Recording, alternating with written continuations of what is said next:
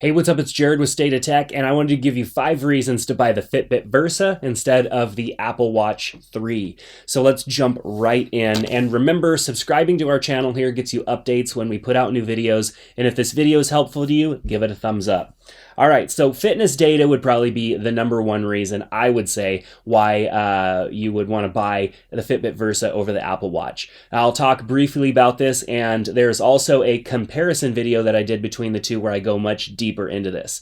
So the Fitbit Versa has a consistent tracking of your heart rate and everything. The sensors are running all the time, whereas on the Apple Watch, it tends to kind of go in and out. So it gives you enough data for it to be consistent, like a good look at your entire 24 hours, but the Fitbit Versa actually never stops tracking this stuff, which means it's going to give you much better data for your workouts as far as where your heart rate was, and then also it's going to give you much better sleep tracking information, which I think is, for me, pretty important. I like to look at the quality of my sleep and get a good overview of that. I'm a parent and a husband, and so sometimes there are distractions and things that would affect my sleep with having 3 kids in the house and a small dog. So it's just, I like to be able to track my sleep the next day when I wake up. If I feel refreshed, if I don't feel refreshed, I definitely want to be able to kind of look at that and say, okay, now I have that data. And I can't really get that good of data from the Apple Watch.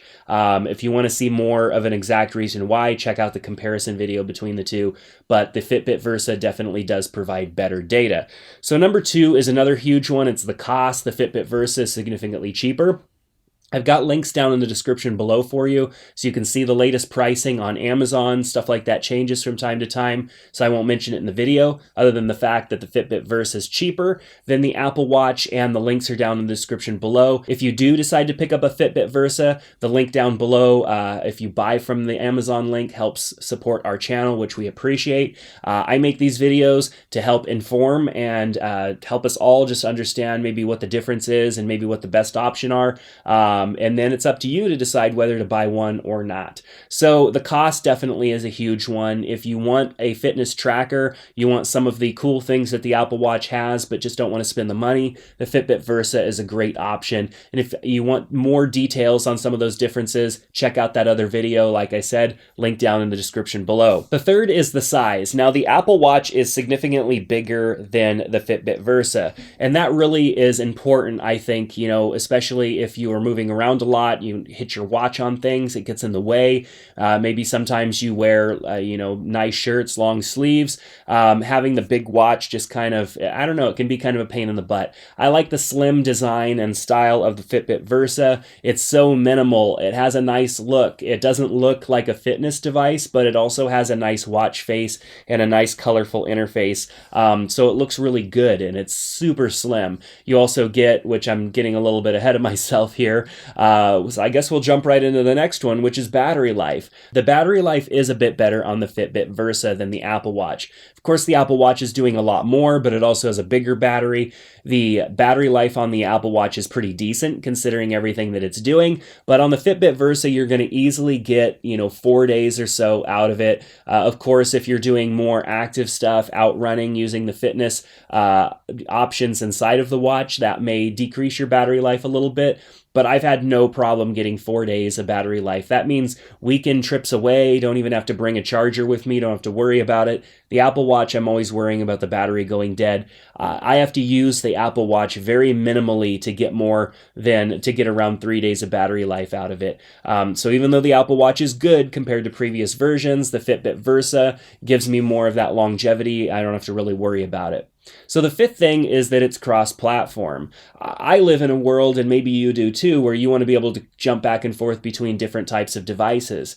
Maybe if the next version of the iPhone isn't super exciting to you, you might actually jump over to Android and try Android out. Or maybe you just jumped over to the iPhone and you're not completely sure whether or not you want to stay. The cool thing about Fitbit is that your Fitbit data is universal between, whether you're on an Apple iPhone device or you're on an Android device. If you're using the Apple Watch, you're stuck to Apple's platform. The Apple Watch doesn't work with anything else, and it's really a bummer. I mean, you can't even use the Apple Watch standalone without having an iPhone for it to interface with, even if you have the LTE version. That's a real bummer to me, because I like the Apple Watch, but if I ever wanted to switch back over to Android or use an Android device as my primary phone, then I wouldn't be able to. But with the Fitbit Versa or pretty much any Fitbit device, you're going to get that cross-platform. And what's really cool about it is it's very easy to go back and forth between devices. So even if you sometimes carry a personal iPhone and then sometimes carry a work Android phone, having the app installed on both devices and then having it sync with both devices, like it will actually do that, which is pretty cool. So that's going to do it for the 5 reasons. I think that there's a lot more to consider, which is why I did a more lengthy video on the comparison between the two. But if you wanted my 5 reasons on why you should choose the Fitbit Versa over the Apple Watch, those are them. And I hope that if you have one, maybe a thought of your own, share it in the comment section. I'd love to hear maybe why you would choose the Fitbit Versa over the Apple Watch.